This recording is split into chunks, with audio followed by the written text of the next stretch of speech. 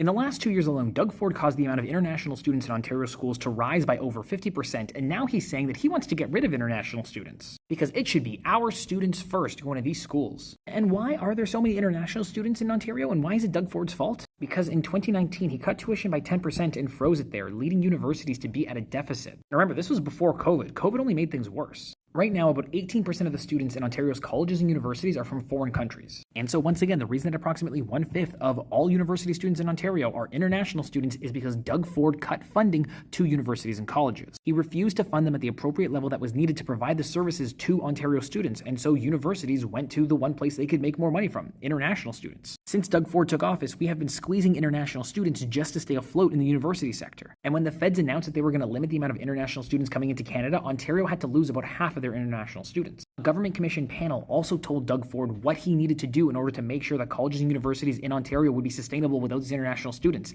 And Doug Ford gave these colleges and universities half of the money that was recommended. He did that without increasing tuition. So he's giving them half of the amount of money that they need. Inflation is eating away at tuition. And on top of that, he is losing a large chunk of the money that is going to these colleges and universities that they have been using to stay afloat. Doug Ford says that he wants only Ontario students at universities and colleges in Ontario, but it seems more like he just wants to watch universities and colleges in Ontario crash and burn.